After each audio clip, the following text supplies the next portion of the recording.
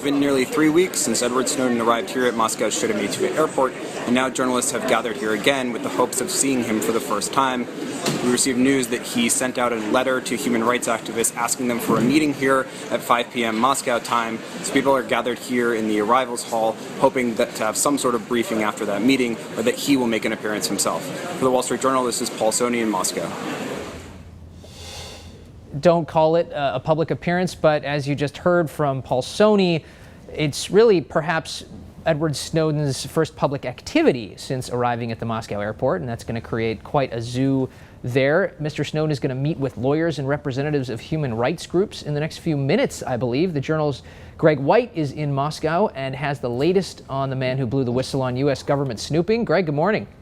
Good morning. Okay, let me see if my time zone math is right, but these meetings, 5 p.m. Moscow time, would actually be 9 a.m. Eastern time? That's right. That's about 20 minutes from now. Okay, so starting soon. What is the goal of these meetings? It's not entirely clear. According to the email that Snowden sent out to the invitees yesterday evening, he wanted to make a statement, explain his plight, and have a discussion with them. So it's not entirely clear what result he expects from this. It looks like he's sort of stuck here. His U.S. passport has been annulled by the U.S. authorities, and he doesn't seem to have any other valid travel document.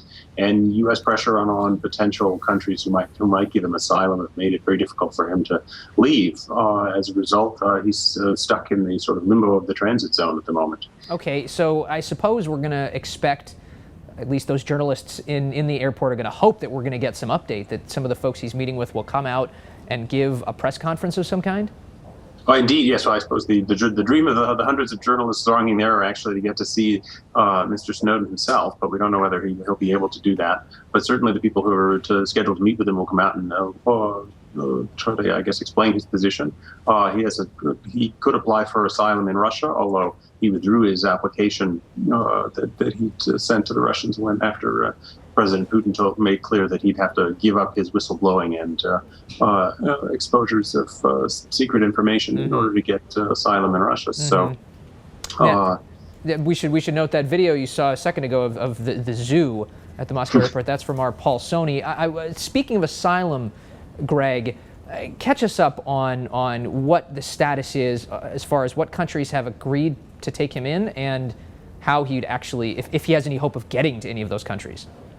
Well, he's filed asylum claims or requests to about 24 countries. The majority of them seem to have said no, or said that they were not, couldn't be processed unless he was in the country. The only 3 that seem to be live options at the moment are Venezuela, Nicaragua, and Ecuador. Potentially Bolivia is a 4th. These are all firebrand anti-Western region or anti-U.S. Governments in Latin America. But the problem is there are no direct flights that would get him there. And at the moment, it doesn't appear there's any way for him to get to those places. And the leaders of those countries so far haven't shown a willingness to give him any kind of refugee travel document, because he needs some sort of document to show who he is and to be able to get on the plane. And he doesn't have that at the moment. Okay. Well, so he's stuck in limbo there for the moment. Thanks so much, Greg White from Moscow, for joining us. Glad to be here.